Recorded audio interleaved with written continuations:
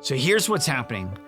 In the summer of 2021, I was having a conversation with a local foster care agency in central Pennsylvania, and they were telling me something remarkable. They told me that in the last month, in the last 30 days, they had had 50 kids removed from their homes, 50 kids and teens removed from their homes, and they had nowhere for those kids to go. This challenge is reoccurring month after month in our area. There's now 1,700 kids, over 1,700 kids in our area, Cumberland, Dauphin, Perry, and York, and an increase of over 400 kids in foster care in our area in the last 5 years. That number is growing, and we, friends, have a foster care crisis in our area. My name is Ryan Keith, and I'm a pastor at West Shore Free Church, and I have been caring for vulnerable children and families domestically and around the world for about 20 years. And I'm Nate Baum, and I'm the ministry resident at West Shore Free Church, and I've been working with the foster care ministry for this past year. 12 years ago, my family adopted my sister, and she's the best thing that ever happened to us. To see how much she's overcome gives me hope for every child who comes from a traumatizing past, that they can find healing and restoration through a family or mentor that deeply cares about them and welcomes them home.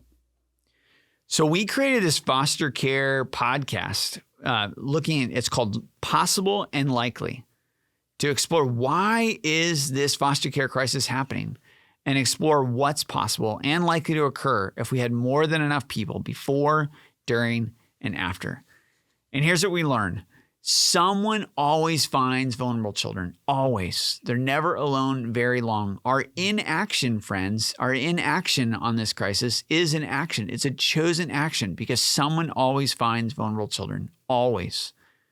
After talking to dozens of people and organizations on foster care in our area, we believe it's possible and likely to engage more folks to do what they can before, during, and after foster care. So here's the roadmap of what we're going to be doing. On this episode, we'll dive into the overview of what's happening and why. And then later in this episode, we'll be joined by Representative Cheryl Delosier, who is the Pennsylvania House of Representatives Majority Chair of the Children and Youth Committee, which oversees foster care in the Commonwealth. Then in the episodes to come, we'll look at what can be done before, during, after, throughout, and we'll help you discern what's your next step. Because there are lots of challenges in this world that have no earthly solutions, and our region's foster care crisis should not be one of them. We believe it's possible and likely to have more than enough people stepping up. Let's dive in, and let's talk a little bit more about the state of the foster care crisis in our area. And like Ryan mentioned earlier, our area includes Cumberland, Dauphin, Perry, and York counties. And Ryan, I'd just like to start this conversation by asking you, so why are so many children entering the foster care system in our area? And what are the biggest challenges when it comes to this issue? It's a great question, and one that we have been fascinated to learn more about through the making of this podcast and then being involved here in foster care in our church for a while. I want to say right off the bat, we did cite those counties, Cumberland, Dauphin, Perry, and York. That's what we're going to focus on, as Nate just said. But if you're interested in your county, we'll have in the show notes of this episode a link to something called the Pennsylvania State of the Child Report that you can find your county and dive in even more to the counties we're talking about if you're interested. But why it's happening, there's the reason for the increase is almost exclusively related to substance misuse, particularly opioids in our area. Another correlating factor is homelessness, neglect of children, mental health. And so sometimes those are precipitators and then opioids adds those. But often I think that it's opioids and substance misuse that's correlated, of course, to other things where you lose everything or you mistreat your family members. And this challenge was a challenge before substance misuse and opioids, but it's only become exacerbated since. And there's two resources we'll put again in the show notes for you. But one is a website called Possible and Likely.